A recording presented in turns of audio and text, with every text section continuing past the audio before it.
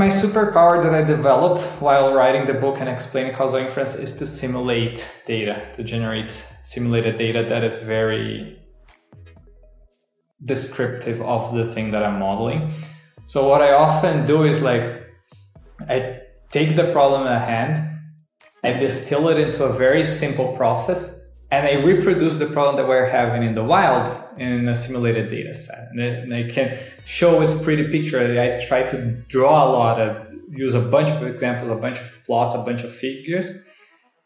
And with simulated data, with figures that are easy to understand, and then you can say, okay, see, this is why it is not working. It's because this and this and that. And then because it's simulated data, I can also show, okay, this is how we can make it work.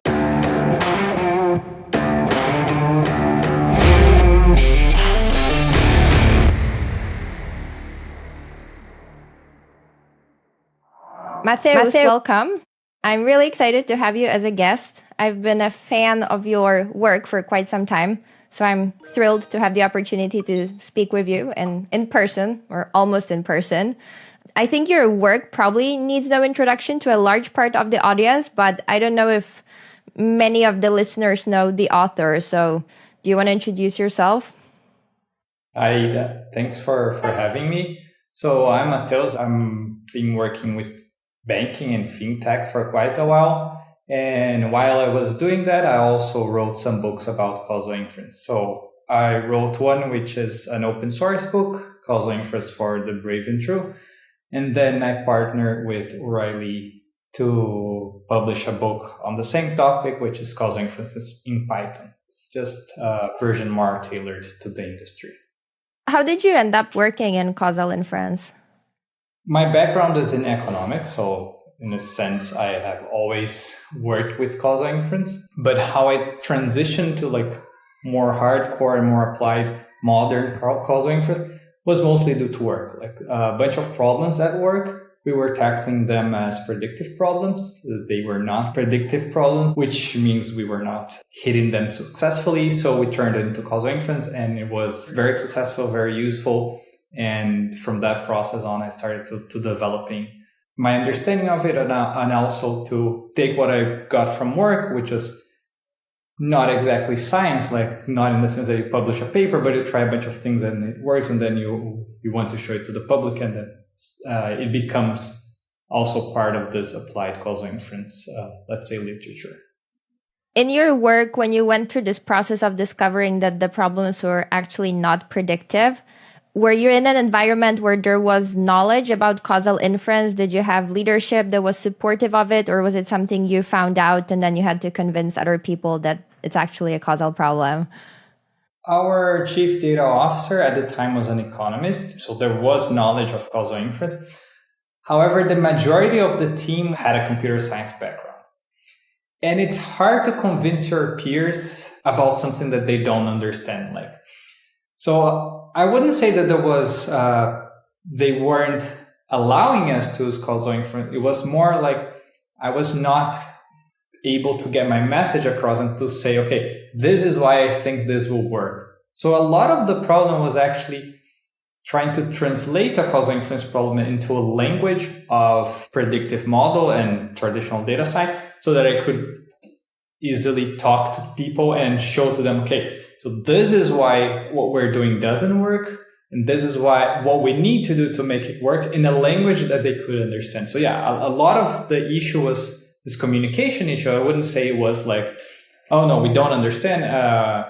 We don't want this thing because it's new. We're uncomfortable with it. People knew it, but it was hard to apply it into the setting that we were using it. And back then it was 2019. So now causal inference is famous, but back then, I think I can only remember, I think Susan Athey and Guido, maybe they were talking about and doing causal inference in big tech and in tech. Maybe I think Varian too. Maybe Varian. But it wasn't like today where it's a more recognized subfield of data science. It was very niche. I definitely relate to the experience. I once worked somewhere where I was trying to explain to an executive the difference between correlation and causation, and it seemed like a new topic to him, right? And I guess it also depends on where you work. If you work at one of the big tech companies, it's much more well known than a smaller company. Yeah, in a sense, like my environment is banking, so economists should feel at home at a bank, but it's a weird bank. It's like a fintech, so there's a bunch of people from computer science. But eventually, I think the banking part mixed well with the data science part, so that causal inference became well accepted. Are there any tips or things you found particularly helpful in explaining the value of causal inference or what it is to people who come from a more ML ops type background? Yeah, so my superpower that I developed while writing the book and explaining causal inference is to simulate data, to generate simulated data that is very descriptive of the thing that I'm modeling. So what I often do is like I take the problem at hand, I distill it into a very simple process, and I reproduce the problem that we're having in the wild in a simulated data set. And I can show with pretty picture. I try to draw a lot, use a bunch of examples, a bunch of plots, a bunch of figures. And with simulated data, with figures that are easy to understand, and then you can say, okay, see, this is why it is not working. It's because this and this and that.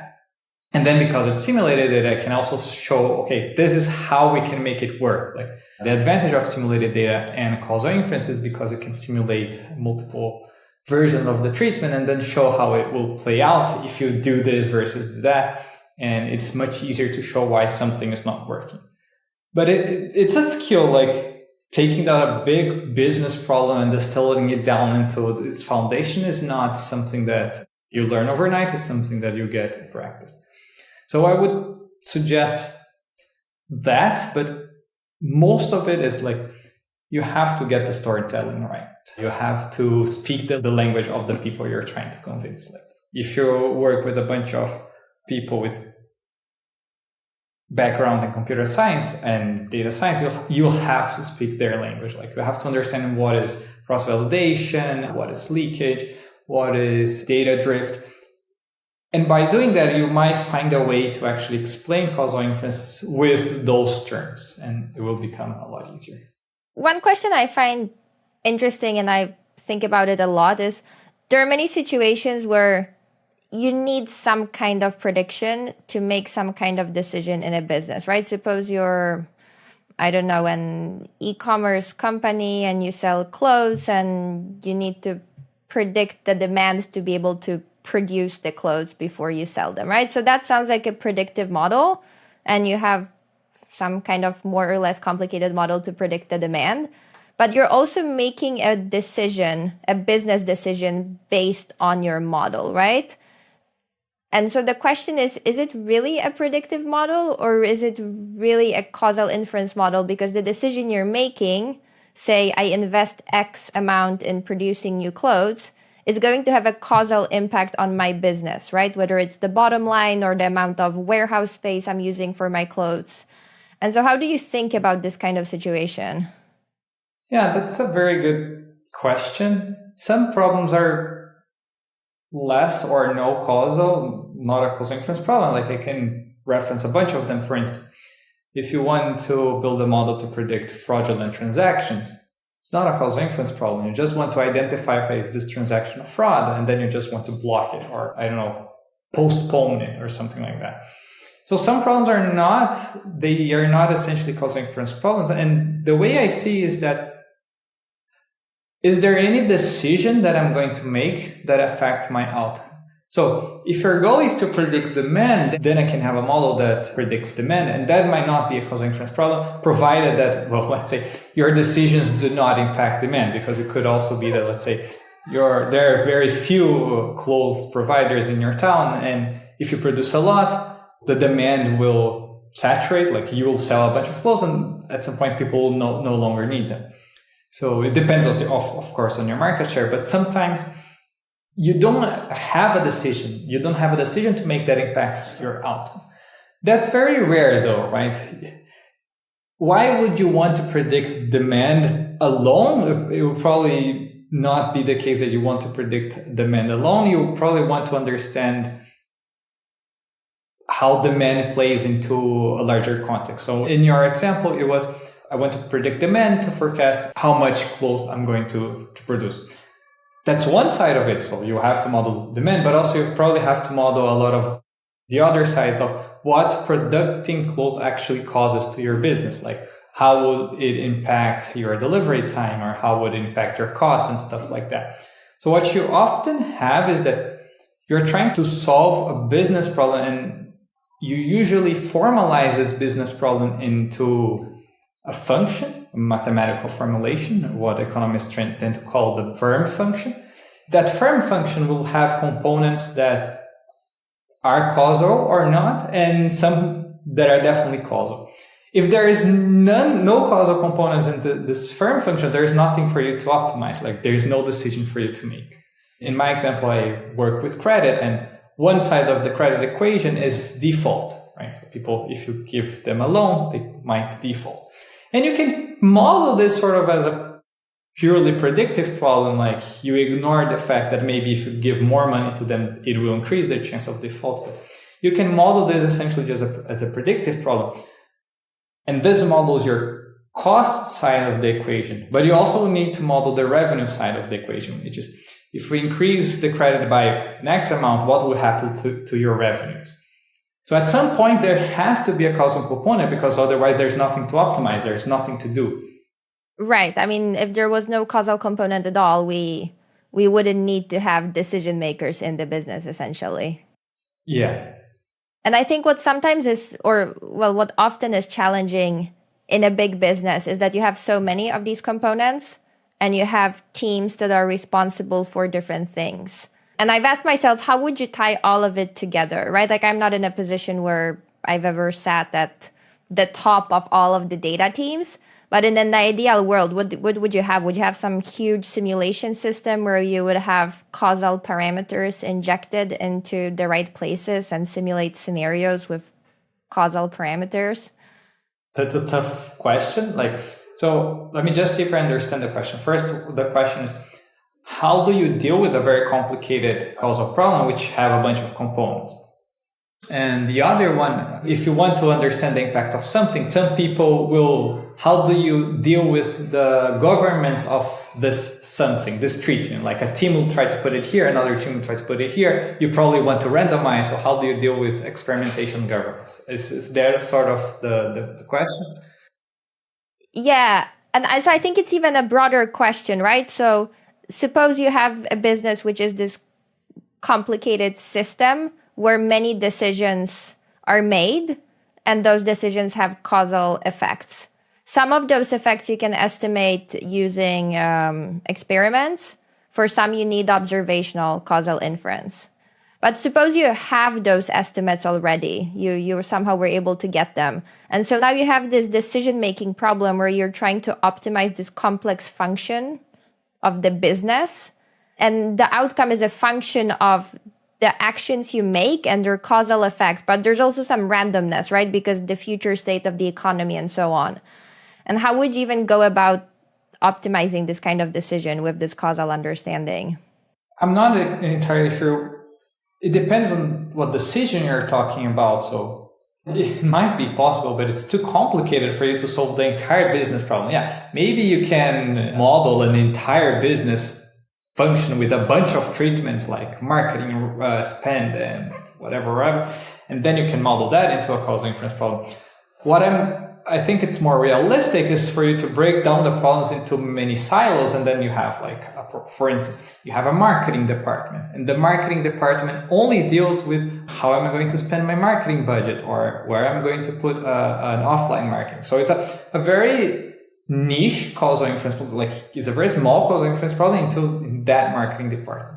Or I can give examples from banking because it's what I'm most used for. But you can have, for instance, department for credit card, which has to define what's the interest rate is going to charge on a credit card, or what is the credit limit.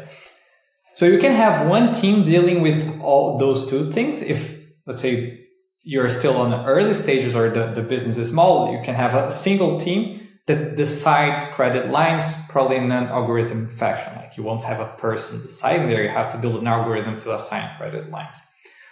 And then you have a single team handling that algorithm. But at some point, maybe the business grow, or maybe you want to add more complexity to the problem, and then you can break down those problems. Like I said before, credit, very simplified, you can think of it as modeling losses, which is underwriting, predicting people that are going to default on your credit card, and modeling revenues, modeling how much do you expect people to spend as you increase their credit line or decrease their interest rates. So you can break the team into those two teams and say, okay, hey, your goal is to predict or counterfactually predict what will happen to revenues. And you go to the other team and say, hey, your goal is to predict as best as you can costs, losses. And then at the end, you can combine everything. You might have a small team just playing with the components. So this is what I think is more productive. And from what I saw from other business, I think Lyft operates in a similar fashion. Like they have different teams tackling different proxy metrics that alone they don't represent the company profit, but then that you can combine to in a function of profit or profitability or valuation or whatever you want to optimize in the end. Well, I think really any causal inference work requires a certain sophistication or level of understanding on the part of the end user, right? And so I think it's the role of the causal inference team to educate the users about their product. In what sense do you mean user? Like internal users or external? Internal user, yeah, internal user. Whoever is consuming the output. What I find is that I'm not a huge fan of having a team of causal inference specialists that you send them in the wild and, hey, go solve that causal inference problem. What I'd much rather have is someone sitting in a business problem with a causal inference hat. So for instance, today I'm working inside the credit card team dealing with credit cards. And together with me, I have engineers, I have PMs, I have analysts, I have data science. So if you're there in the day-to-day, I think it's more productive for two reasons. First, because causal inference requires a lot of domain expertise. If you know exactly how things were done in the past, or if you have a nicer understanding of how things were allocated in the past, it makes your life a lot easier. So that's reason number one.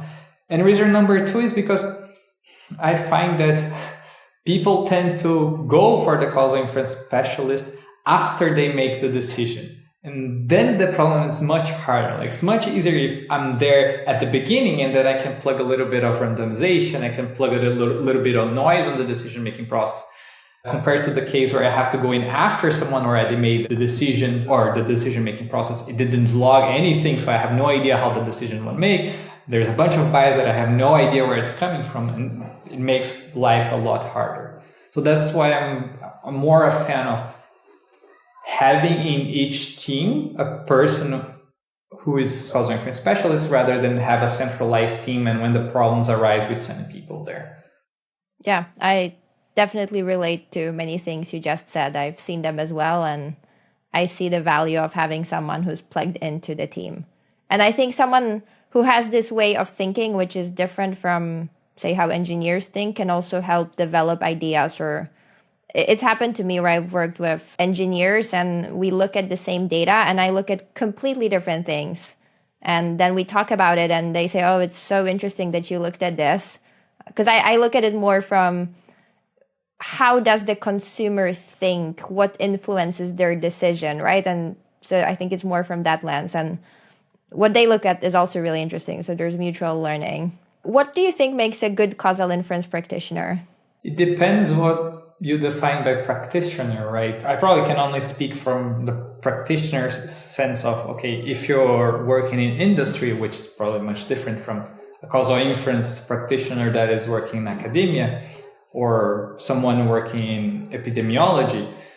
So it's a very different thing. Like randomizing vaccines or finding the impacts of medicine is very different from finding the impact of, let's say, a button in your app or anything that you want to optimize marketing budget. So from this perspective of what a practitioner is, I think still is very valuable to be a little bit of a generalist so that you can speak with many roles. Because in the end, I think the impact of the causal inference specialist is to improve the business or to improve the decision-making process.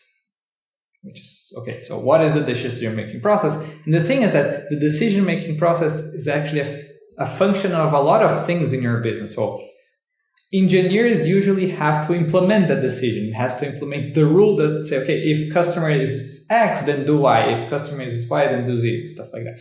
So you have to understand, like, you cannot come up with a rule or a decision-making process that's going to be a pain for them to implement. So you have to have this empathy for the engineering team. You also have to have the empathy for the analyst side of things, that they might want to understand what will be the impact of this, or want to forecast something that is completely impossible to forecast, or they want to optimize on some short-term goal, or they want to just overfit and fit a regression on the last 3 weeks of data and call it a day. So you also have to understand why are they doing this and how can you best accommodate multiple goals into what ultimately you want to build, which is a sound decision-making system. So because you operate on the decision-making system as a whole, you have to understand multiple parts of its components. So I think being a little bit of a generalist helps. Like, of course, you don't need to be the expert in Java or Clojure, but understanding what are the pains from multiple function is already like 80% of what's important. Yeah. And so in Fintech, which is your area, what are some of the most interesting causal inference problems you work on? Like I said earlier, banking, I think the two biggest problem is pricing, meaning figuring out interest rates. And it's an interesting place for pricing because usually you can only have one price, but in banking, you don't need one price. It's desirable that you have one price for each individual. So people that are riskier, you probably want to charge them a higher interest rate, and people that have low risk, you want to charge them a low interest rate.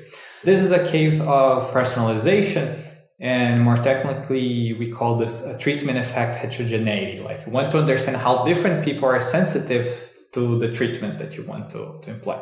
And this can be interest rate or it can be credit line. So you want to understand different sensitivities, how different people have different sensitivities to those treatments, which is a very particular problem of causal inference. Like, I usually don't have to worry a lot about confounding because I know how those things were allocated. I can add noise to the decision.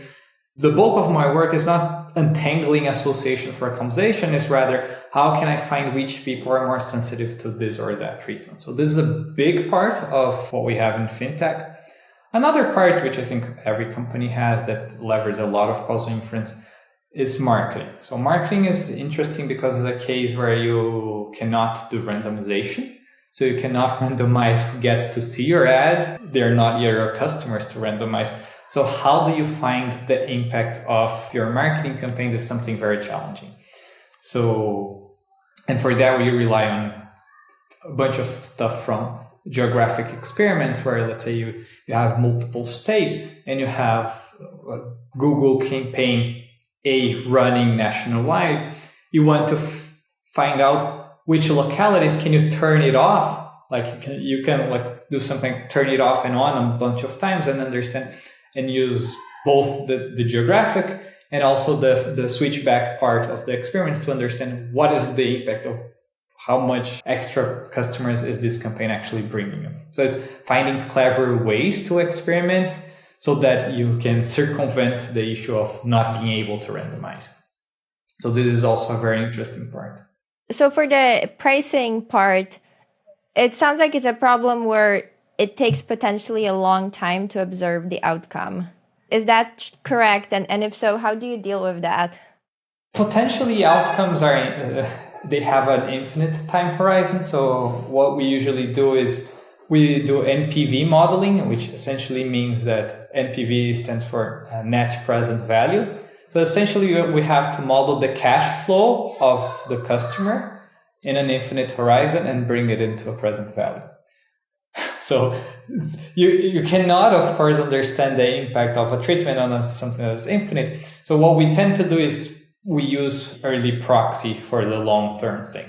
So for instance, let's say you want to understand the impact of increasing credit line on the average spend of your customer for the next 6 months. So it will require you to wait at least 6 months to know the impact of this. So you can, of course, use earlier targets. So you can average over 1 month, over 2 months, and then understand how it maps onto the longer framework horizon. There are also strategies where you don't actually have to specify the horizon. For instance, if you're working with default, so you want to find if someone is going to default or not, you can actually convert this into a survival problem where you don't actually have to specify a time horizon. You can simply state, okay, I want to predict how much someone will take until their default. And you essentially converts into a survival problems, and then you can use all sorts of models from survival analysis that avoid specifying a time horizon.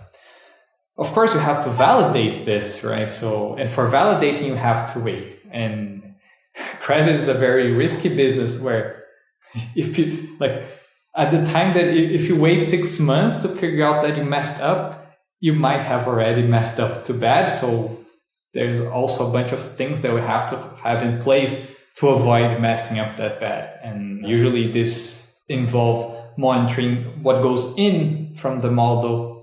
Like, what are the features? Are there any population drift? Are there any statistical difference from the training set that we are seeing now? So there's also a bunch of monitorings that you have to do to make sure that the decision is sound. Right. That was my next question. How you think about the nature of the sample changing over time, right? Like maybe there was a financial crisis and a bunch of people applied for credit and they're very different than the ones who you had 6 months ago. Just hypothetically speaking, let's say that we had a pandemic and that messed up all your data. Yeah. So there isn't much to do in the situations. Like all models, all statistical models, they suffer a lot from drift. Something that I think the most validated assumption that we have in a statistic is independently and identically distributed, because things are shifting all of the time. So, and this degrades the model. Like it's very hard to build a model that is robust to changes like COVID or even inflation or stuff like that. So what you have to do for this is I think you have to accept that your model is going to downperform and plug a bunch of conservatism to your decision to make sure that if you're going to mess up, you're at least going to mess up to the right side. Like you're going to be conservative on whatever decision that you're making and try to plug in try to constantly update. We tried a bunch of things, but usually what works best is not so constantly, but not having models that are trained, have very, very old data. You don't want a model that is 2 years old. You probably want to keep updating your model as new data comes.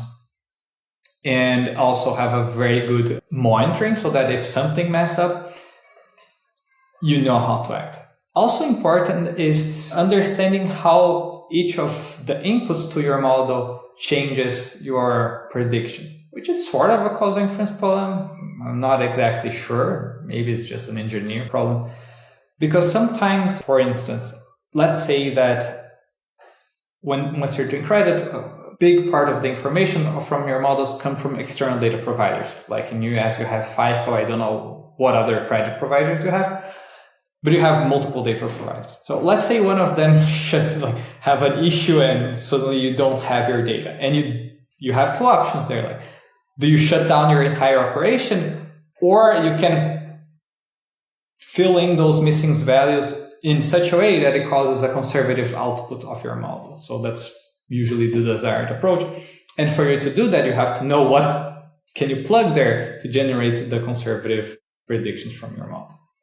And I think this speaks to the broader question of model risk.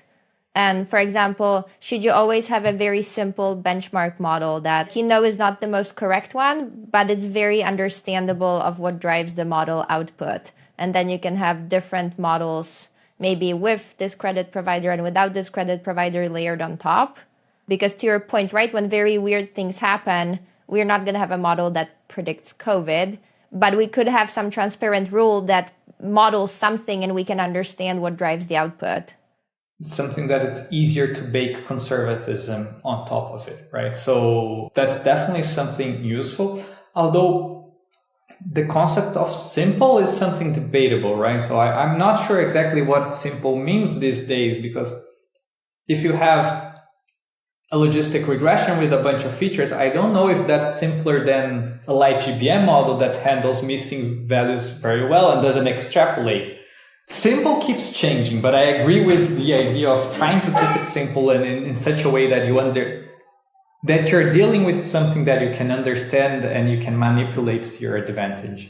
So that's actually a good segue for my next question. I teach both undergrads and graduate students, and I find that they have a fascination for things that have machine learning in the name or that are some sort of complicated looking algorithm. And they really like to take code snippets that implement such algorithms and put data into that code. And I wanted to ask you, how much do you think is causal inference about the right thinking about the problem and the identification versus having a quote unquote sophisticated machine learning-y tool? Yeah, like my favorite model is linear regression. I solve a bunch of problems with linear regression, and usually I use linear regression to build features to the more complicated models. I'm not a guy that spends a lot of times into getting the most juice of the machine learning model. So I understand the value in that. So let's say you have a team that is very expert in understanding it, getting all those extra points of performance from that particular machine learning model, tuning everything out of it.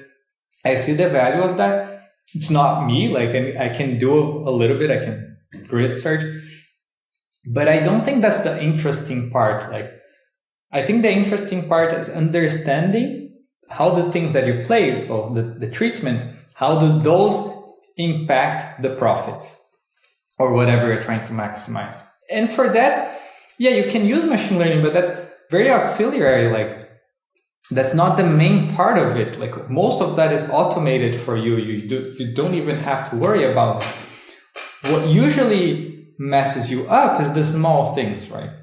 You can have a pretty beefy machine learning model and it can fail drastically if you don't understand how to extrapolate outside the region that you trained.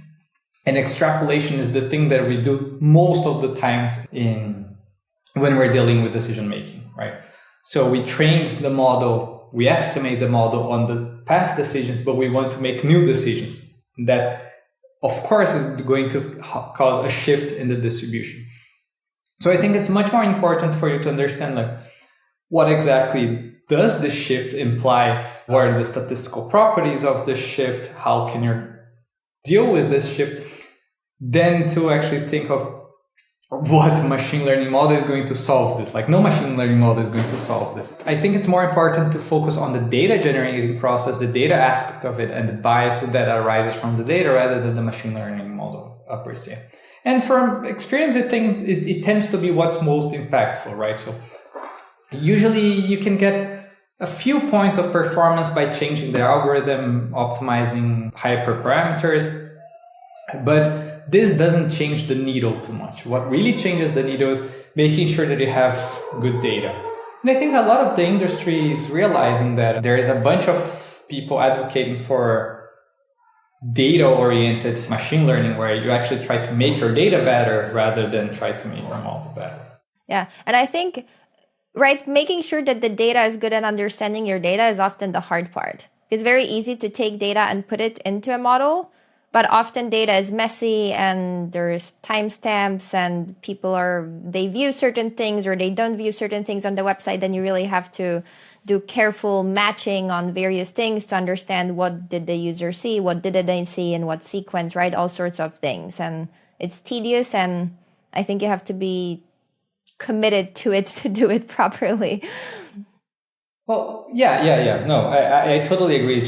I'm just thinking about like Probably for undergrads, like I see the value in learning in understanding basic machine learning. For instance, if you know that a light GBM model can handle missing values in a much more easier way than, for instance, logistic or linear regression, that's very helpful, but it doesn't take a lot to learn this. Like, this is the easy part. You can learn that pretty fast reading a documentation. So, of course, there is value in understanding the multiple algorithms and what you can use from the machine learning literature. Of course, that's interesting, but the learning curve for that is not that steep. Like, you probably what you're going to use in the industry is just like linear models and tree-based models. Like 90% of the problems are just that. Yeah. How do you think about observational causal inference, where we don't have the luxury of randomizing?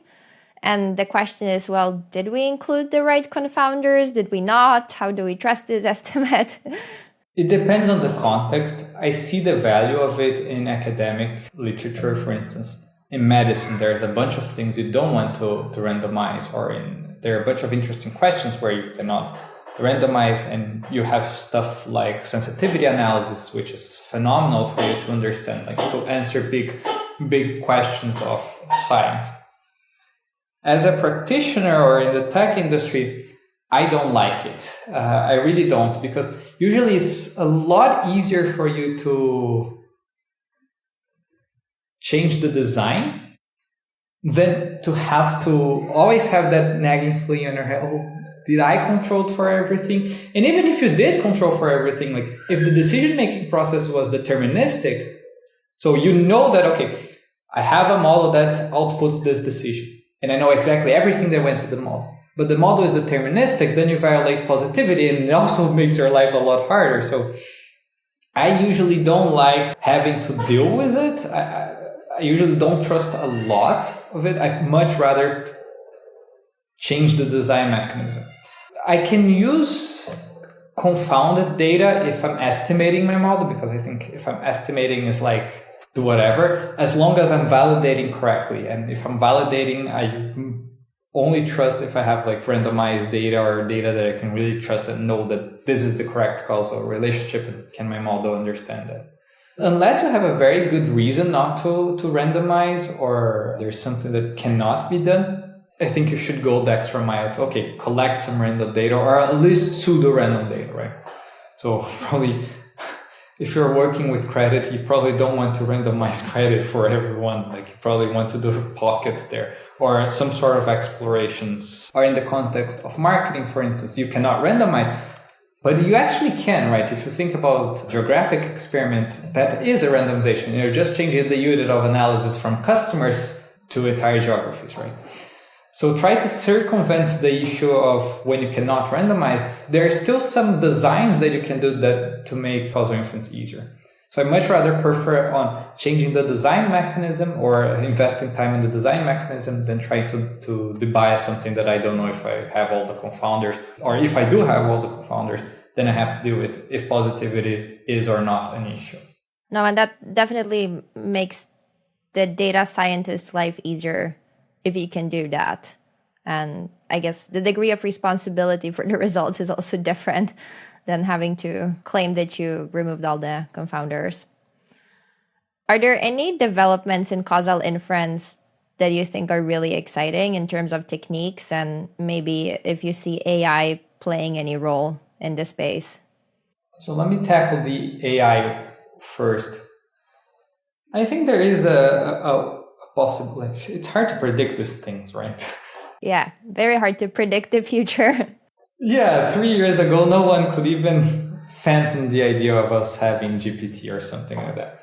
So at the moment, with the technology that we have, I don't see AI doing anything close to causal inference. And the reason is very simple, is because the answer is not on the data. So unless that we find a way to log a lot more than what we do today, like log how the decisions were done and everything like that, all the bias that we can have, like unless you have a way to log everything, there's no way for the AI to know this. Like, there isn't any, the AI lacks the sensory organs to deal with causal inference because it's not in the data, it's not in the computer, it's like out here.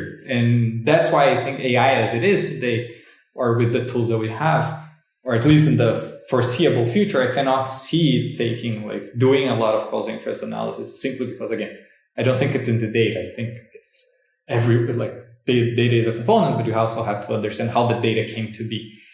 So this is why I think AI, at least today, I don't see it doing a bunch of helping a lot with causal inference. What are some of the recent develops in causal inference that I find interesting and that I want to study more, let's say? I think that causal discovery is very interesting. From an engineering perspective, like you have to deal with multiple failures, like things fail all the time in the industry. If you're able to do something like root cause analysis, where you understand, okay, why does this fail?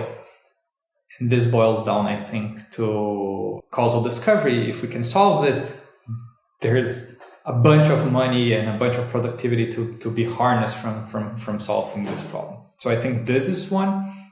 Another one, which I've been working on my entire career, and I find it, I don't know why we don't have a good answer for it yet, is causal inference with continuous and usually non-linear treatments. So it's very, very painful, very, very hard to deal with continuous treatments. Like the models that we have, the techniques that we have are usually very bad. And if you go for the literature, it's like it lacks a lot. Like I think it's an open question where we have not yet found a good answer for it. We found hacks, but we have not found a good answer to deal with it. Yeah, and it sounds like if someone knew nothing about causal inference and then you explained it to them, the ability to measure continuous and nonlinear treatments would be an obvious thing to think about, right? But I guess, say, coming from an econ background where the only treatment that you've seen is t equal to 0 or 1, it's like, yeah, well, we actually don't see that a lot. It would be very useful. Are there any resources you like for people who want to stay up to date on this kind of stuff or the field in general? For being up to date, I really like Twitter or X. I don't know how it's called these days. So what I do is I follow a bunch of interesting people that research what I'm interested in. And this takes care of everything that's new. Usually they'll post and I'll know about it and I can read. Of course, you have to have a decent maturity to be able to read some of the papers that talk about all of those concepts. So probably there's like if you're just starting out or if you want to learn more of the basics, like for the very basics, I really like the books from Joshua Angrist for econometrics. Like I think those books are phenomenal. And it teaches linear regression in a way that a lot of data science don't know. Like they think, okay, linear regression is easy, so I will learn a linear regression in one day, but actually there's a bunch of stuff in linear regression that actually shines a light on so much of causal inference. So understanding linear regression well is very important to understanding causal inference well. So that's why I really like the Josh book. And if you want to catch up with the industry, I really like my book, which is why I think I wrote it. I have not yet found a book that focuses a lot of application of causal inference in the industry. That's why I wrote it. So I think my book is one where if you want to catch up on, okay, how is this actually being applied in the industry? I think that's a good one. I definitely agree. I think your books are the resource that gets most frequently mentioned when I speak to people and they want to think about recommendations of reading material for people who want to get into the field. So I want to ask you about the process of writing causal inference for The Brave and True and your other book. How did you come to do it? Yeah, I think it was mostly a selfish reason. So I tend to learn better when I explain. And like I told you in the beginning that a lot of the issues that I had applying causal inference was because I could not explain well what I was doing and why I thought that would work to my peers. The reason why I wrote it was because I want to get very proficient and very good at explaining this to other people in my work. So it was mostly a selfish reason. and because I found it very interesting. Like, if you have something that you really like and that's very useful, I think that's a powerful thing to harness. I don't know if I'm the type of person that can focus on something that's only interesting. I really like the fact that that's applied and that's very useful too. So not only interesting but useful. So that got from that part, like from useful plus interesting, I found all the motivation that I needed to keep writing the book. In the book, I first started just trying to synthesize all the lectures from Josh and Abadi from a course they did on the American Economics Association. So I just tried to wrap up the material and make it into a course. Essentially, what I was trying to do was learn the material very well. But through that process, I got a lot of attention from people because I think it was the first material in Python that did that. So I got a bunch of traction from people, and people were complimenting my work, my way of writing. And that got me the extra motivation to write even further. And now actually the things that I was doing at work and was new at the time, it was new. And to showcase that to other people and say, okay, here is how we're tackling this very hard problem of effect heterogeneity on continuous treatments. And this is how we're doing, and this is how it works. And that was very interesting because, again, it's not the science in the sense that science should be done, which is papers, peer review. It's more like, let's say, a YOLO science where, okay, this works, so here it is, and see. And it was more community driven where you showcase it to the public, and then I could get all the comments from the public, say, hey, this doesn't work, this is wrong, and stuff like that. Which I think is also a very powerful thing of the open source community. Like, the book was published on GitHub, so I can, and I still do, get a bunch of people opening issues and asking questions and say, okay, this is wrong, this you can get it better. So in the end, it became more of, like, of course, I was doing most of the writing, but with a lot of help from other people. How did you, I guess, advertise your work? I don't want to say you advertised it intentionally. Did you share it on Twitter or LinkedIn?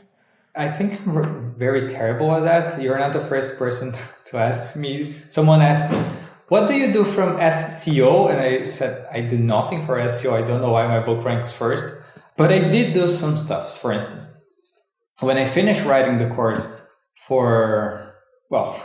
because I didn't want to copy a material of someone and not tell them, I sent an email to Josh and say, hey, I really enjoyed your course. To learn it, I wrote it. Here it is in Python. Can I leave it here? And say, yeah, sure, of course. And he also posted on Twitter, so that got the initial traction that I had.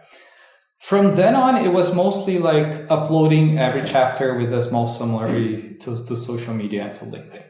And to Twitter, I really enjoyed Twitter because it was a way to plan my writing. So, okay, let's say I was trying to write something about propensity scores for continuous treatment.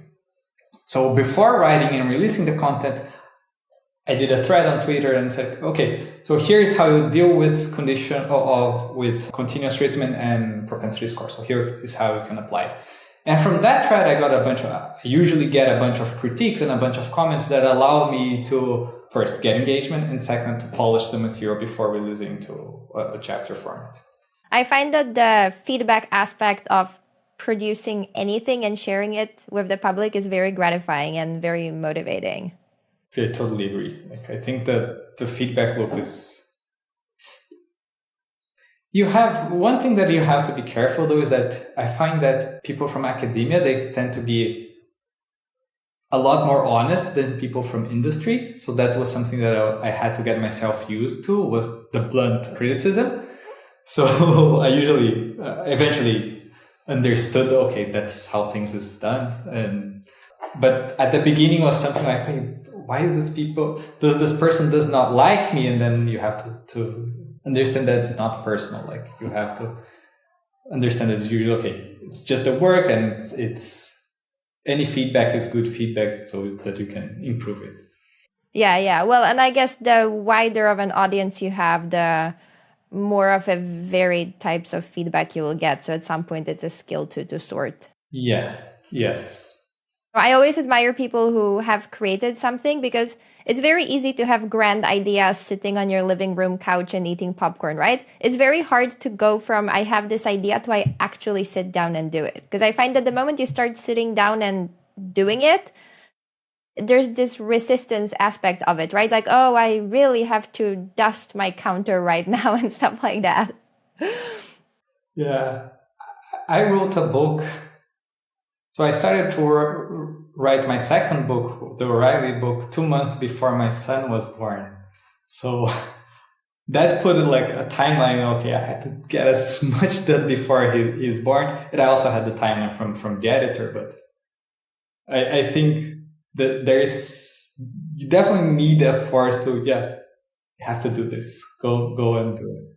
Yeah. So you wrote it in 2 months? No, I wrote as much as I could in 2 months. I wrote it in 6 months. And so that's still very impressive. It was a lot of work. Like, what I found helps is, again, like, you cannot wait until the perfect condition, and you have to accept that the first thing will not turn out right. So what I found useful is, okay, I'm going to sit this entire morning and I'm going to finish a chapter in the morning. It's going to suck, but then I can add it later. So it's usually like a morning to write a chapter and the rest of the week just to polish it. And that makes it much easier because I already have it done. Yeah, I agree. I find like, how is it? The done is better than perfect, but not done or something like that. And at least for me, I find that the first part of the day, like do the most important thing first, right? So whether it's like write the chapter, even if it's a draft and it sucks, and then you can edit it in the evening, right? But it's harder to write a new thing or create something later in the day. Although I guess it depends on the person too. Is there anything you find that having this causal mindset and ability to reason about cause and effect that it translates to broader life, not just to optimizing credit? Yeah, if you spend 5 minutes on YouTube seeing all the completely nonsense advice that you have from health, quote unquote, professional advertising, this or that keto diet or that this or that exercise routine, like, I think causal inference makes you more comfortable with the fact that we as human know very little. Like, we don't understand a lot of how our body works, how health works. And now that I have a kid, there's also this other part where people want to say all the time how you have to raise your kid. Like, you cannot do this, you cannot do that, you cannot. But if you actually go to the literature, like, there's very little you know and a lot of room for maneuvering. So I think definitely causal inference helps on your personal life because it allows you to filter all of this noise and for you to get a more peace of mind into thinking. For a lot of the decisions that you're going to make, there isn't an obvious wrong. Of course, there are some things that are like completely wrong. Like, you probably should not eat a bunch of sugars a lot of time, all the time. And you probably should not hit your kid. Like, there is good science for that. And causal inference allows you to sort, okay, this is good science. But then there's a lot of things that we just don't know yet. So I can maneuver here. I can try this. I can try that. So long as I get the small things that we know right, then the rest is up to me. And that I think this allows you to have a greater peace of mind and allows you to ignore a bunch of the noise and people saying what you should do and what you should not do. I completely agree. Matheus, this was a blast. Thank you so much for coming on. And we'll make sure to link to your books and all the resources you mentioned in the show notes. It was a real pleasure having you. Thanks for the invite, Ida. And if you want, or if any of your students want to transition to the industry or want to work on tech, you can say to them that I'm always available on LinkedIn to chat if they want to understand how to transition from to industry. I'm always open to people interested in working on this stuff. That's great. I'm sure you'll have people reaching out to you.